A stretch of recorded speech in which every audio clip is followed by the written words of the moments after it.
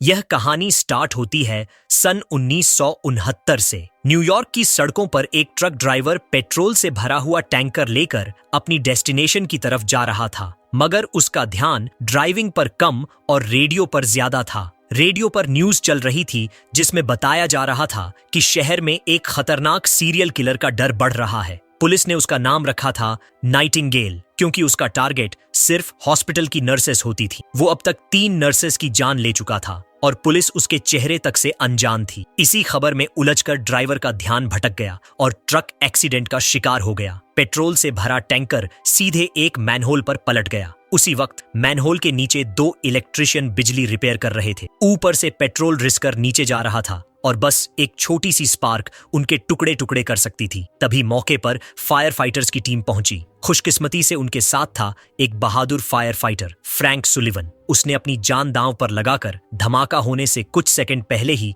दोनों इलेक्ट्रिशियन को सुरक्षित बाहर निकाल लिया। फ्रैंक अपनी हिम्मत की वजह से पूरे शहर में मशहूर था। लड़कियां उस पर फिदा रहती थीं, लेकिन फ्रैंक का दिल सिर्फ 2 लोगों के लिए धड़कता था, अपनी वाइफ जूलिया और 6 साल के बेटे जॉन के लिए। जूलिया एक हॉस्पिटल में नर्स थी। मरीजों की तरह ही वो अपने परिवार का भी बहुत ख्याल रखती थी। वहीं छोटे जॉन के लिए उसके पापा किसी सुपर हीरो से कम नहीं थे। उनका रिश्ता सिर्फ बाप बेटे का नहीं, बल्कि 2 सच्चे दोस्तों जैसा था। उस जमाने में फ्रैंक के पास एक हैम रेडियो भी था, जिससे वो और जॉन मिलकर दूर दराज के अनजान लोगों से कनेक्ट करने की कोशिश किया करते। बाप बेटे की ये बॉन्डिंग देख माँ का दिल भी खुश हो जाता था। फिर आती है 12 अक्टूबर 1969 की रात। फ्रैंक घर के बाहर खड़ा सिगरेट पी रहा था। तभी उसकी नजर आसमान पर पड़ी। ऊपर एक बेहद खूबसूरत और दुर्लभ नजारा दिखाई दे रहा था, ऑरोरा बोरियालिस या नॉर्दर्न लाइट्स। ये वही रंग बिरंगी रोशनी होती है जो आमतौर पर सिर्फ नॉर्थ पोल जैसे इलाकों में दिखाई देती है, लेकिन उस रात ये नजारा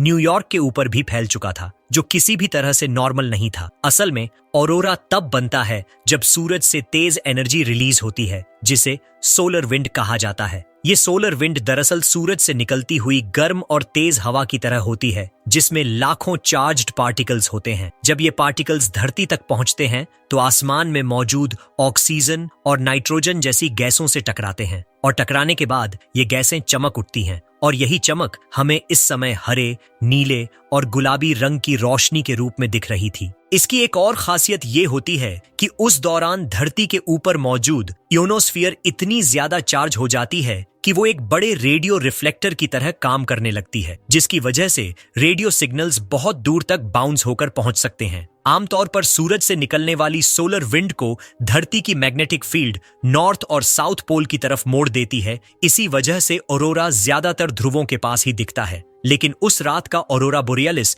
दरअसल सूरज पर आए एक जबरदस्त तूफान का असर था। उस सोलर स्टॉर्म ने धरती की मैग्नेटिक फील्ड को इतना डिस्टर्ब कर दिया कि ऑरोरा बोरियालिस न्यूयॉर्क जैसे शहर के ऊपर तक फैल गया। हालांकि फ्रैंक ने इस नजारे पर ज्यादा ध्यान नहीं दिया और रोज की तरह अपने हैम रेडियो पर बैठ गया, लंबी दूरी से सिग्नल पकड़ने की उम्मीद में। लेकिन यहीं से कहानी ने अचानक मोड़ लिया और पहुंच गई सीधे 30 साल आगे, 12 अक्टूबर सन 1999। अब फ्रैंक का बेटा जॉन 36 साल का हो चुका था और एक काबिल पुलिस डिटेक्टिव बन गया था। अपराधियों को पकड़ने में वो बहुत तेज था, लेकिन अपनी खुद की लाइफ में जैसे सब कुछ थमा हुआ था। उसकी गर्लफ्रेंड भी उसे छोड़ चुकी थी, क्योंकि जॉन अब तक अपने अतीत के दर्द से बाहर नहीं निकल पाया था। 12 अक्टूबर 1969 वही दिन था जब उसके पापा फ्रैंक की मौत हुई थी। उस वक्त जॉन सिर्फ 6 साल का था। फ्रैंक ब्रुकलिन के बक्सटन वेयरहाउस में लगी भयानक आग बुझाने गया था, लेकिन वहां से सिर्फ उसकी जली हुई बॉडी वापस आई।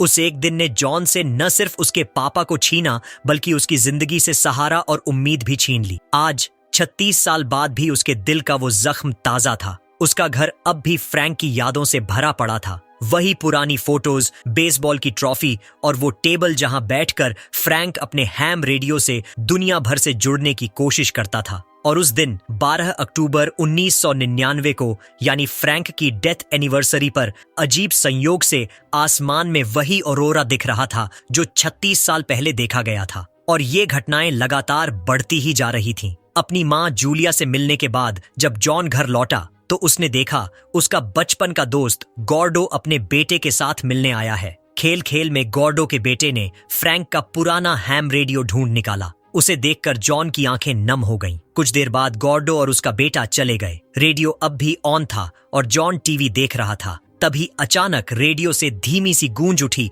और फिर एक आवाज सुनाई दी। क्या कोई सुन रहा है? जॉन ने माइक उठाकर कहा। हेलो, मैं क्वींस, न्यूयॉर्क से बात कर रहा हूँ। मेरा नाम जॉन है। आप कौन बोल रहे हो? दूसरी तरफ से जवाब आया। अरे यार, मुझे लगा था हैम रेडियो से चीन जापान तक बात की जा सकती है, लेकिन तुम तो मेरे शहर से ही बोल रहे हो। वैसे जॉन, अगर तुम क्वींस से हो तो जरूर 69 की न्यूयॉर्क बेसबॉल सीरीज देख रहे होगे। किस टीम को सपोर्ट कर रहे हो? ये सुनकर जॉन चौंक गया और बोला, क्या मजाक कर रहे हो? 1969 की बेसबॉल सीरीज? और भला मैं 30 साल पुराने मैच क्यों देखने लगूंगा अभी? कुछ पल के लिए दोनों तरफ चुप्पी छा गई। फिर उसी दौरान उस शख्स ने अपने बेटे को लिटिल चीफ कहकर बुलाया। ये सुनते ही जॉन के होश उड़ गए, क्योंकि उसके पापा फ्रैंक भी बचपन में उसे इसी नाम से पुकारते थे। जॉन ने घबराकर पूछा, वैसे तुमने नाम क्या बताया था? और उधर से जो जवाब आया उसने उसकी दुनिया हिला दी। Frank Sullivan. जॉन के चेहरे का रंग उड़ गया, पर फिर जॉन को जल्दी समझ आ गया कि शायद ये सब उसके दोस्त गॉर्डो की शरारत है। गॉर्डो ही पिता का नाम लेकर मजाक कर रहा होगा।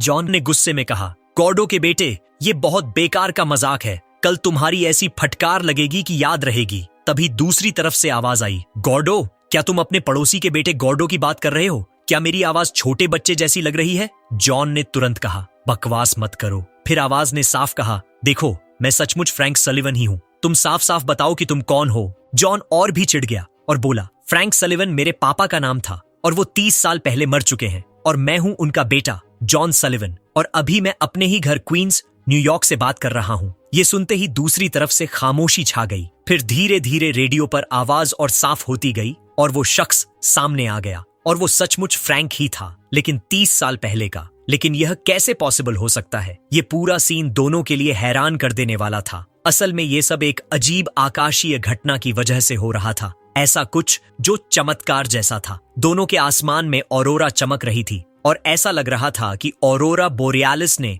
किसी छुपी हुई डायमेंशन का दरवाजा खोल दिया हो, जिससे रेडियो सिग्नल्स पूरे 30 साल पीछे ट्रांसमिट हो रहे थे। फ्रैंक और जॉन दोनों के लिए ये बात आसानी से भरोसा करने लायक नहीं थी। घबराहट में फ्रैंक के हाथ से सिगरेट छूटकर टेबल पर गिरी और वो सिगरेट टेबल पर रखे एक ज्वलनशील सॉल्यूशन पर गिर गई। टेबल में आग लगने लगी। फ्रैंक ने तुरंत आग बुझा दी। 30 साल आगे जॉन उसी टेबल पर उसी रेडियो के साथ बैठा था और अचानक उसके टेबल पर भी वही जलने का निशान उभर आया। जॉन हैरान रह गया। अब वह पक्के तौर पर समझ गया था कि वह अपने पापा से ही बात कर रहा है। उसने कहा, आपने टेबल जला दिया है, मैं देख सकता हूँ। ये सुनते ही फ्रैंक की रूह कपकपाने लगी। उसे लगा शायद कोई उसके आसपास नजर रख रहा है और ये सब किसी साजिश का हिस्सा है। गुस्से में उसने रेडियो पर चिल्लाकर कहा, देखो, तुम जो भी हो, मेरे परिवार से दूर रहना, वरना मैं तुम्हारी हड्डियां तोड़ दूंगा। जॉन ने शांत होकर कहा, पर उसके लिए आपको जिंदा रहना होगा डैड। आपकी तो मौत होने वाली है। 12 अक्टूबर 1969 की सुबह बक्सटन वेयरहाउस में आग लगेगी। आप बचाने जाओगे और मारे जाओगे। फ्रैंक बोला, क्या बात कर रहे हो? 12 अक्टूबर तो आज ही है। अभी आधी रात हो रही है। तुम कह रहे हो कि कल सुबह मैं मर जाऊंगा? जॉन ने दबे स्वर में कहा, अब मेरी बात ध्यान से सुनो। जब तुम आग बुझाने जाओ तो खिड़की वाले रास्ते से बाहर निकलने की कोशिश मत करना, दूसरी दिशा से निकलना। लेकिन फ्रैंक ने रेडियो बंद कर दिया। उसे अब भी किसी की झूठी हरकत लग रही थी। अगली सुबह जब फ्रैंक अपने स्टेशन पर था तो खबर आई कि बक्सटन वेयरहाउस में सचमुच आग लगी है। फ्रैंक के होश उड़ गए और उसे जॉन की बात पर कुछ हद तक यकीन होने लगा। वह अपनी टीम के साथ निकल पड़ा। आग भीषण थी। तभी एक औरत दौड़ती हुई आई और बोली कि उसकी बेटी अभी भी ऊपरी मंजिल पर फंसी है। फ्रैंक एक पल ठहरा। डर भी था कि आज उसकी मौत हो सकती है, लेकिन उसके कर्तव्य ने उसे पीछे नहीं रहने दिया। वह अंदर घुसा, आग से बचते हुए ऊपर पहुंचा और बेहोश पड़ी बच्ची को उठाकर सुरक्षित किया। फिर वह खिड़की की तरफ आया, जहां उसके साथी बाहर से लैडर पहुंचाने की कोशिश कर रहे थे, पर लैडर के मैकेनिज्म में गड़बड़ी आ गई थी और वह खिड़की तक नहीं पहुंच पाया। तभी फ्रैंक को जॉन की वह चेतावनी याद आई कि दूसरे रास्ते से निकलना ही सेफ रहेगा। फ्रैंक ने लैडर ठीक होने का इंतजार छोड़ दिया और दूसरे रास्ते से निकल पड़ा। वो वेंटिलेशन से स्लाइड करता हुआ जलती इमारत से बाहर आ गया। इसी बीच प्रेजेंट टाइम में जॉन अपने दोस्त गॉर्डो और चीफ ऑफिसर सैच के साथ एक बार में बैठा ड्रिंक कर रहा था। सैच फ्रैंक का पुराना यार था और आज फ्रैंक की मौत को पूरे 30 साल हो चुके थे। तीनों ही पुराने दिनों को याद करते हुए बातें कर रहे थे। जॉन पिछली रात वाली रेडियो वाली घटना को एक सपना समझकर भुला चुका था, लेकिन अचानक उसके दिमाग में कुछ अजीब सी यादें बनने लगी। ऐसी यादें जो उसने कभी जी ही नहीं थी। यादें जहां वो अपने पापा के साथ बड़ा हो रहा है, स्कूल जा रहा है, खेल रहा है, बातें कर रहा है, जैसे फ्रैंक कभी मरा ही ना हो। जॉन के हाथ से ग्लास छूट गया और उसने अचानक कहा, मेरे डैड 30 साल पहले आग में नहीं मरे थे। ये सुनकर गॉर्डो और सैच ने उसे अजीब नजरों से देखा। गॉर्डो बोला, हमें तो पता है जॉन, तुम्हारे पापा तो 10 साल पहले कैंसर से मरे थे। जॉन एकदम चौंक गया, फिर धीरे धीरे मुस्कुराने लगा। अब उसे समझ आ चुका था कि उसने सचमुच अपने पापा से पास्ट में बात की थी और फ्रैंक ने उसकी बात मानकर मौत को टाल दिया था। इसी वजह से अब जॉन की यादों में एक नया सच बन गया था कि फ्रैंक 10 साल पहले सिगरेट की बुरी लत की वजह से कैंसर से मरा था। उधर पास्ट में फ्रैंक बच्ची को सुरक्षित बाहर निकाल चुका था। तभी उसे खबर मिली कि जिस कमरे में वो लैडर का इंतजार कर रहा था वहां जोरदार धमाका हुआ। अगर वो वहां रुकता तो जरूर मारा जाता। फ्रैंक को अब यकीन होने लगा कि रेडियो पर बात करने वाला सचमुच उसका फ्यूचर वाला बेटा ही था। घर लौटकर फ्रैंक ने तुरंत रेडियो ऑन किया और फिर से जॉन से संपर्क करने की कोशिश की, लेकिन इस बार कनेक्शन नहीं हो पाया। इधर प्रेजेंट टाइम में जॉन की खुशी का ठिकाना नहीं था। देर रात जब वो घर लौटा तो उसने देखा कि घर की सारी तस्वीरें बदल चुकी थीं। वो अखबार का कटिंग जिसमें पहले फ्रैंक की मौत की खबर छपी थी, अब उसमें फ्रैंक को हीरो बताया गया था, जिसने एक बच्ची को बचाने के लिए अपनी जान जोखिम में डाली थी। जॉन ने टेबल पर नजर डाली तो उस पर कुछ शब्द उभरे, मैं अब भी जिंदा हूं। ये देख जॉन की आंखें भर आईं। दरअसल ये उसी वक्त पास्ट में फ्रैंक लिख रहा था। कुछ देर बाद जॉन और फ्रैंक का फिर से रेडियो पर कांटेक्ट हुआ। दोनों बहुत खुश हुए और घंटों बातें करते रहे। जॉन ने उत्सुकता से फ्रैंक को फ्यूचर के कई राज बताए, कौन सी टीम बेसबॉल कप जीतेगी, फ्रैंक कब अपनी ड्रीम कार खरीदेगा और यहाँ तक कि ये भी कि उसकी मौत सिगरेट की वजह से कैंसर से होगी। जॉन ने अपने पापा से गुजारिश की कि वो स्मोकिंग छोड़ दें ताकि आने वाले वक्त में वो उन्हें अपने साथ देख सके। इन बातों के दौरान जॉन बेहद इमोशनल हो गया। उसने जूलिया का हाल जानने के लिए उन्हें कॉल लगाया, लेकिन फोन नॉट रीचेबल आ रहा था। उधर पास्ट में फ्रैंक हॉस्पिटल पहुंचा जहां जूलिया एक पेशेंट का इलाज कर रही थी। फ्रैंक को देखते ही जूलिया ने पेशेंट को अपने जूनियर्स के हवाले किया और उसके पास चली आई। फ्रैंक बहुत खुश था, जैसे उसे नई जिंदगी मिल गई हो। दोनों इस खुशी को आपस में बांट ही रहे थे कि तभी जूलिया ने देखा उसका जूनियर पेशेंट को गलत दवाई देने वाला है। वो तुरंत भागकर पहुंची और समय रहते उसे रोक लिया। जूलिया को राहत मिली और फ्रैंक उससे बाय कह के वह वहां से चला गया। इसी वक्त प्रेजेंट टाइम में जॉन गहरी नींद में सो रहा था। तभी उसे अजीबोगरीब सपना आया। सपने में उसने महसूस किया कि उसके घर में किसी की मौत हो गई है और घर का माहौल शोक से भरा हुआ है। जॉन एक कोने में बैठकर रो रहा था। उसी पल जॉन ने सपने में अपनी माँ का एक लॉकेट देखा और जैसे ही वो चीज दिखी वो झटके से जाग गया। डर से उसका पसीना छूट रहा था, उसका दिल तेजी से धड़क रहा था। सबसे अजीब बात यह थी कि वह सपना भूल नहीं रहा था। हर चेहरा, हर एहसास, हर डिटेल उसके दिमाग में ऐसे बैठी थी जैसे कोई पुरानी याद हो। जॉन घबराकर अपनी माँ को कॉल करने लगा। फोन किसी अनजान औरत ने उठाया। उसने दोबारा कॉल की, फिर वही अनजान आवाज। जॉन ने सोचा शायद नेटवर्क इश्यू होगा। वो तैयार हुआ और अपनी गर्लफ्रेंड समांथा से मिलने गया। अब जब उसके दिल से पिता की मौत का बोझ कुछ कम हो गया था, वो समांथा से सुलह कर सारे गिले शिकवे मिटाना चाहता था, लेकिन समांथा ने उसे पहचानने से ही इनकार कर दिया। उल्टा ऐसा बिहेव किया जैसे उनसे कभी मिली ही ना हो। यह देखकर जॉन दंग रह गया। पहले उसने सोचा समांथा नाराज है इसलिए ऐसा कर रही होगी। अपने मन की बेचैनी को दबाकर वह स्टेशन पर ड्यूटी पर पहुंचा, पर वहां भी सब कुछ अजीब था। उसका चीफ सैच, जो पहले उसका दोस्त और सहानुभूति दिखाने वाला इंसान था, अब अचानक उसके ऊपर रोब दिखा रहा था। सैच ने जॉन के सामने एक केस फाइल रख दी। दरअसल जॉन और सैच कुछ दिन से एक केस पर काम कर रहे थे। कुछ दिन पहले कंस्ट्रक्शन साइट पर जमीन खोदते हुए किसी की लाश मिली थी जो अब कंकाल बन चुकी थी। सैच ने बताया कि वह लाश असल में एक नर्स की थी। नाम था मैरी फिनाले और वही मैरी नाइटिंगेल का पहला शिकार थी। नाइटिंगेल वही खतरनाक सीरियल किलर जिसने 30 साल पहले नर्सों पर हमला किया था और पुलिस उसे पकड़ न पाई थी। सैच ने निराश स्वर में कहा, कितनी शर्म की बात है, एक सीरियल किलर जिसने 30 साल में 10 खून किए और आज तक पुलिस उसकी पहचान नहीं कर पाई। ये सुनते ही जॉन का सर चकरा गया, क्योंकि उसकी जानकारी के मुताबिक नाइटिंगेल ने 30 साल पहले केवल 3 ही नर्सों की हत्या की थी और फिर गायब हो गया था। अचानक जब जॉन ने नाइटिंगेल की मर्डर्स की लिस्ट देखी तो उसके पैरों तले जमीन ही खिसक गई। उसकी माँ जूलिया का नाम भी उस लिस्ट में था। जॉन का दिमाग ठप हो गया। वह दौड़कर घर गया और देखा कि फैमिली फोटो से जूलिया का चेहरा गायब था। तभी उसे समझ आया, उसने पास्ट में अपने पापा को बचाकर जो बदलाव किया था उसकी वजह से प्रेजेंट भी बदल चुका था। फौरन उसने पास्ट में फ्रैंक से रेडियो पर संपर्क किया और बताया कि पास्ट बदलने से प्रेजेंट में बड़ी गड़बड़ी आ गई है। नाइटिंगेल ने उसकी माँ को मार दिया है। ये सुनकर फ्रैंक दंग रह गया और पूछा, क्या कह रहे हो जॉन? ये सब कब और कैसे हुआ? जॉन बोला, 22 अक्टूबर की रात, जो आपके टाइम के मुताबिक शायद एक हफ्ते बाद है, पर समझ नहीं आ रहा कि ये कैसे हुआ। डैड, क्या आपने कल कोई ऐसी चीज की थी जिसके बारे में आपने पहले सोचा ना हो? फ्रैंक ने कहा, हाँ, कल जब मैं मौत से बचकर लौटा तो मैं तुम्हारी माँ से हॉस्पिटल में मिलने गया था। जॉन समझ गया कि हॉस्पिटल में ही कोई ऐसी घटना हुई होगी जिससे भविष्य में उसकी माँ को मौत मिली। फ्रैंक ने तुरंत कहा, जॉन, तुम फिक्र मत करो। अगर तुम्हें यकीन है कि नाइटिंगेल जूलिया को मारने वाला है तो मैं जूलिया को लेकर कहीं बहुत दूर चला जाऊंगा, इतनी दूर कि नाइटिंगेल का साया भी न पहुंचे। लेकिन जॉन सहमत नहीं था। उसने कहा, डैड, हो सकता है आपके वहां से भागने से मॉम की जान बच जाए, पर नाइटिंगेल ने मॉम से पहले भी 2 औरतों को मारा और उसके बाद 4 और मासूम औरतों का कत्ल किया है, और ये सब हमारी वजह से हुआ। सोचो जरा, क्या हम इन लोगों को ऐसे ही मरने दे सकते हैं? हमें पता नहीं कि नाइटिंगेल असल में कौन है, पर मुझे पता है कि अगला शिकार कौन होने वाला है। हम उसे रोक सकते हैं। फ्रैंक बोला, पर कैसे जॉन? क्या मैं सीधे पुलिस के पास जाऊं और कहूं कि नाइटिंगेल किसी औरत को मारने वाला है? क्या तुम्हें लगता है वो मुझ पर यकीन करेंगे? उन्हें तो हंसी ही आएगी। जॉन ने झल्ला कर कहा, पुलिस पर मत भरोसा करो डैड, ये काम आपको ही करना होगा। आपको उस औरत का पीछा करना है, पहचान करनी है कि आखिर नाइटिंगेल कौन है।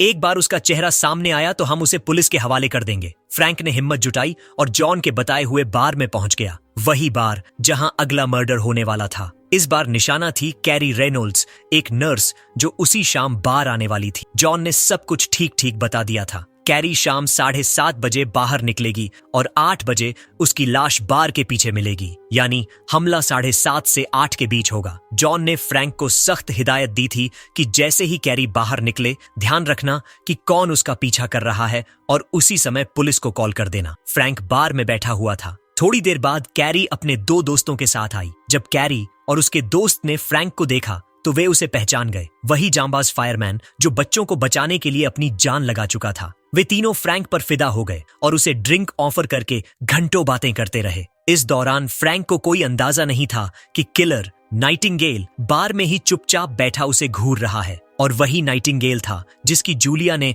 हॉस्पिटल में देखभाल की थी। सब कुछ अब पूरी तरह क्लियर हो चुका था। असल में अगर जॉन टाइम में इंटरफियर नहीं करता और फ्रैंक मर जाता तो जूलिया को अपने हस्बैंड की मौत की खबर मिलती। वो हॉस्पिटल छोड़कर अपने हस्बैंड के पास भाग जाती और वही जूनियर डॉक्टर जो उसके साथ काम कर रहा था गलती से नाइटिंगेल को गलत दवा दे देता, जिससे नाइटिंगेल की मौत हो जाती और कहानी वहीं खत्म हो जाती। पर पास्ट बदल चुका था। फ्रैंक बच गया, इसलिए जूलिया हॉस्पिटल छोड़कर नहीं गई। उल्टा फ्रैंक ही उनसे मिलने हॉस्पिटल आया। उसी वक्त वो नौसिखिया डॉक्टर नाइटिंगेल को गलत दवा दे रहा था। जूलिया ने उसी वक्त उसे रोक दिया और यहीं से सारी गड़बड़ शुरू हो गई। नाइटिंगेल बच निकला और फिर नर्सों की हत्याएं जारी रहीं। कुछ ही दिन बाद उसने जूलिया को भी मार दिया। हालांकि उस शाम फ्रैंक ने उसके पूरे प्लान को चौपट कर दिया था। उसने कैरी की हत्या रुकवा दी। नतीजा ये हुआ कि प्रेजेंट में पुलिस रिकॉर्ड से कैरी की केस फाइल गायब हो गई। जॉन इस बात से राहत महसूस कर रहा था, पर नाइटिंगेल की असल पहचान अब भी उसके हाथ नहीं लगी थी। जॉन ने फ्रैंक को अगले शिकार का नाम बताया, C.C. क्लार्क, जो नर्स होने के साथ रात में एक नाइट क्लब में वेट्रेस का काम भी करती थी। जॉन ने कहा कि नाइटिंगेल उसे उसी रात 2 से 5 बजे के बीच मारने वाला है। फ्रैंक रात में बार पहुंच गया और क्लार्क वहीं काम कर रही थी। फ्रैंक ने रात के 2 बजे तक हिम्मत करके इंतजार किया। अंत में जब बार बंद होने लगा, क्लार्क ऊपर कमरे में कपड़े बदलने के लिए गई। फ्रैंक सतर्क होकर बाथरूम में चला गया। तभी अचानक किसी ने फ्रैंक पर हमला कर दिया, और वह कोई और नहीं बल्कि नाइटिंगेल था। फ्रैंक ने जांबाजी दिखाने की कोशिश की, पर उसे बेहोश कर दिया गया। नाइटिंगेल ने उसका वॉलेट छीन लिया और ड्राइविंग लाइसेंस भी चुराकर भाग गया। जैसे ही फ्रैंक होश में आया, वह दौड़ा ऊपर के कमरे की तरफ, पर तब तक नाइटिंगेल ने क्लार्क का काम तमाम कर दिया था। डरा सहमा फ्रैंक घर लौटा और जॉन को बताया कि वह इस बार क्लार्क को बचाने में नाकाम रहा और नाइटिंगेल ने उसके वॉलेट से ड्राइविंग लाइसेंस भी ले लिया। अब उनकी मुश्किल और बढ़ गई थी। नाइटिंगेल की असली शख्सियत अभी भी अज्ञात थी, लेकिन एक बात साफ थी, नाइटिंगेल अब फ्रैंक के बारे में सब कुछ जान चुका था और वह जूलिया और छोटे जॉन तक भी पहुंच सकता था। यह सोचकर फ्रैंक डर गया। जॉन ने उसे सहारा दिया और थोड़ी सोचने के बाद अचानक बोला, डैड, अगर नाइटिंगेल ने आपका वॉलेट छुआ है तो उसके फिंगरप्रिंट उस पर रह गए होंगे। मेरी एक बात ध्यान से सुनो, अपना वॉलेट ऐसी जगह छुपा दो जहां वो अगले 30 साल तक भी सुरक्षित रहे, जिसे कोई छू भी ना पाए। फ्रैंक ने वैसा ही किया। उसने वॉलेट को एक पैकेट में रखकर घर की खिड़की के पास लगे पुराने लकड़ी के बक्से में संभल कर छिपा दिया। इधर प्रेजेंट में जॉन वही बक्सा खोल रहा था। 30 साल बाद जैसे ही ढक्कन खुला, वॉलेट उसी हालत में अंदर रखा हुआ मिला। जॉन खुश हो उठा और रेडियो पर फ्रैंक से बोला, डैड अब चिंता मत करिए, नाइटिंगेल अब हमारी पकड़ में है। जॉन ने जैसे ही वॉलेट पुलिस स्टेशन में दिया और उसके फिंगरप्रिंट्स चेक हुए, सामने सच्चाई आ गई। नाइटिंगेल कोई अजनबी नहीं बल्कि एक रिटायर्ड पुलिस ऑफिसर था, जैक शेपर्ड। वही शख्स जिसने वर्दी के पीछे छुपकर अपने काले कारनामों को अंजाम दिया और अब बुढ़ापे में शरीफ इंसान बनने का नाटक कर रहा था। जॉन ने जैक को ढूंढ निकाला। वो बूढ़ा हो चुका था, पर उसकी आंखों में वो पुराना अंधेरा अब भी साफ झलक रहा था। जॉन ने उससे बातचीत की और बातों ही बातों में उसे एहसास दिला दिया कि उसे सब मालूम है कि वही नाइटिंगेल है। इसके बाद जॉन घर लौटा और रेडियो के जरिए अपने पिता फ्रैंक से संपर्क किया। उसने बताया, डैड असली कातिल जैक शेपर्ड है और वो कोई आम आदमी नहीं बल्कि पुलिस वाला है। आपने तुरंत एक पब्लिक फोन से FBI को कॉल करना है। उन्हें बताना है कि जैक ही वो सीरियल किलर है जिसने सारी नर्सों का खून किया है। हर मर्डर के बाद वो नर्सों की कोई न कोई निशानी, लॉकेट या ज्वेलरी अपने पास रख लेता था। ये सबूत उसके घर से जरूर मिलेंगे। जॉन को पूरा भरोसा था कि FBI जब जैक के घर पर छापा मारेगी तो सबूत हाथ लगेंगे और जैक सलाखों के पीछे जाएगा। लेकिन किस्मत ने फिर जॉन और फ्रैंक से खेल किया। फ्रैंक कुछ करने ही वाला था कि अचानक पुलिस चीफ सैच उसके घर आ धमका। वजह यह थी कि जब फ्रैंक किसी को बचाने वहां पहुंचा था तो पड़ोसियों ने उसे देख लिया था। उसी दौरान नाइटिंगेल जैक ने चालाकी दिखाते हुए फ्रैंक का ड्राइविंग लाइसेंस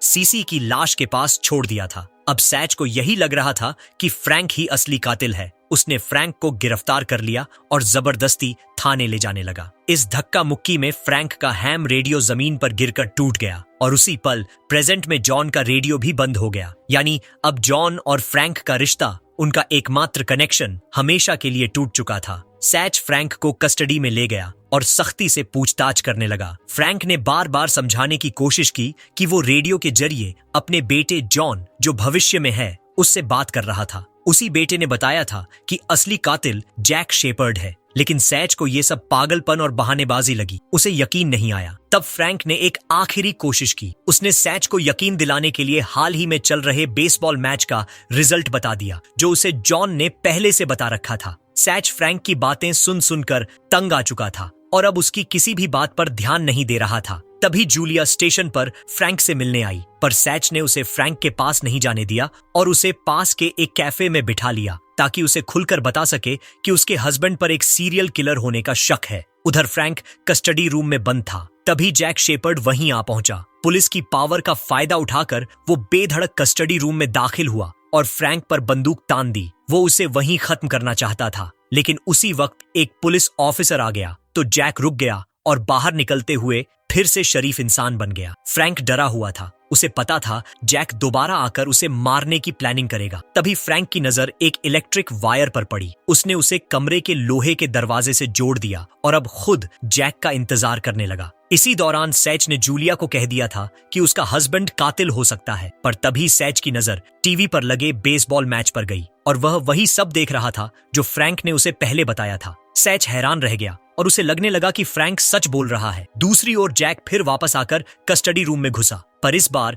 दरवाजे में लगे इलेक्ट्रिक वायर से उसे एक तेज झटका लगा और बेहोश होकर गिर गया। फ्रैंक ने जैक की वॉलेट में पड़े ड्राइविंग लाइसेंस से उसका एड्रेस पता कर लिया। फिर उसने थाने में फायर अलार्म एक्टिवेट कर दिया। सारे स्टेशन में पानी की बौछार फैल गई और उसी मौके पर फ्रैंक अलार्म वाले पानी से फायदा उठाकर स्टडी से भाग निकला। फ्रैंक का मकसद था खुद को निर्दोष साबित कर जैक को कातिल साबित कराना। इसलिए वह जैक के घर जाकर उसने उन ज्वेलरी को ढूंढना शुरू किया जो जैक ने अपने शिकार नर्सेस से चुराई थी। उसे वो ज्वेलरी मिल गई, पर तभी जैक घर लौट आया। फ्रैंक तुरंत वहां से भागा, पर जैक ने गोलियां चलाईं और पीछा शुरू कर दिया। आगे जाकर सी पोर्ट के पास फ्रैंक अचानक गायब हो गया। जैक उसे ढूंढ ही रहा था कि फ्रैंक ने सी पोर्ट के नीचे से हाथ निकालकर जैक को खींच लिया और फिर एक स्क्रू ड्राइवर से घुमाते हुए जैक को मौत के घाट उतार दिया। फ्रैंक अब बच निकला था। उसी समय सैच अपनी टीम के साथ वहां पहुंच गया। वो जैक के घर से सबूत लेकर आया था। फ्रैंक का बयान लेने के बाद सैच ने समंदर में गोताखोरों को लगाया ताकि जैक की लाश ढूंढी जा सके। फ्रैंक अब पूरी तरह निर्दोष साबित हो चुका था। बेफिक्र होकर घर लौटकर उसने अपना रेडियो रिपेयर करना शुरू किया। टेबल पर रखा सिगरेट का पैकेट उसने फेंक दिया, क्योंकि अब वो नहीं चाहता था कि भविष्य में कैंसर उसकी जान ले और वो अपनी पत्नी और बेटे को अकेला छोड़ जाए। फिर उसने रेडियो दोबारा चालू किया। जॉन और फ्रैंक का एक बार फिर संपर्क हो गया। फ्रैंक ने जॉन को बताया कि अब सब ठीक हो गया है, जैक शेपर्ड मर चुका है। लेकिन जॉन को अजीब लगा, क्योंकि प्रेजेंट में कुछ भी बदला नहीं था। उसकी मॉम अभी भी फैमिली फोटो से गायब थी। जॉन ये बात फ्रैंक को बता ही रहा था कि अचानक उसे कहीं से एक जोर का घूंसा लगा और वह नीचे गिर पड़ा। गिरते ही उसने देखा कि हमला करने वाला प्रेजेंट टाइम का जैक था, यानी जैक पास्ट में मरा नहीं था। उसी समय पास्ट में भी फ्रैंक पर हमला हुआ, वो भी जैक ही था। उसने फ्रैंक को बेहोश कर दिया और फिर जूलिया के कमरे में घुसकर उसे मारने की कोशिश की। लेकिन छोटा जॉन वहां पहुंच गया। उसकी आवाज सुन जैक का ध्यान भटका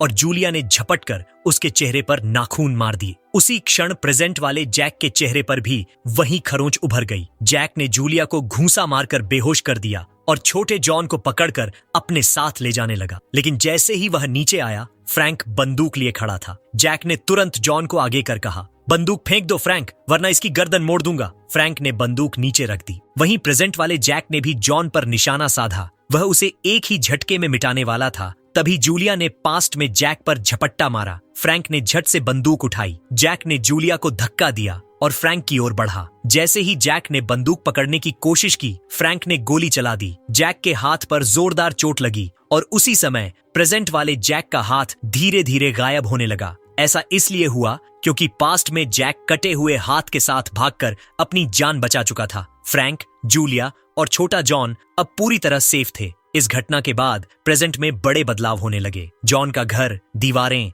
तस्वीरें, धीरे धीरे सब कुछ बदलने लगा। हालांकि खतरा अभी खत्म नहीं हुआ था। जैक के दूसरे हाथ में अभी भी बंदूक थी और उसने जॉन पर निशाना साधा ही था कि तभी किसी ने उसे गोली मार दी और इस तरह जैक शेपर्ड का हमेशा के लिए अंत हो गया। जैक पर गोली चलाने वाला कोई और नहीं बल्कि फ्रैंक था, क्योंकि फ्रैंक अब जिंदा था। सिर्फ फ्रैंक ही नहीं, जूलिया भी अब जिंदा थी। एक बेटे के पिता का प्यार और विश्वास नामुमकिन को मुमकिन कर गया। वक्त भी उनके सामने घुटने टेक गया। जॉन का परिवार उसे वापस मिल गया और भविष्य फिर से नई कहानी लिखने लगा। जॉन की गर्लफ्रेंड समंथा भी उसकी जिंदगी में लौट आई और खुशियों की बहार बन गई। आगे चलकर उनकी शादी हुई और उनके घर अब खुशियों की नई किरण आई। एक नन्हा सा बेटा उनका जीवन रोशन करने आया और इसी के साथ यह कहानी यहीं खत्म होती है। हमें उम्मीद है कि आपको यह वीडियो पसंद आया होगा। अगर हाँ, तो इसे लाइक करें और हमारे चैनल को सब्सक्राइब करना न भूलें।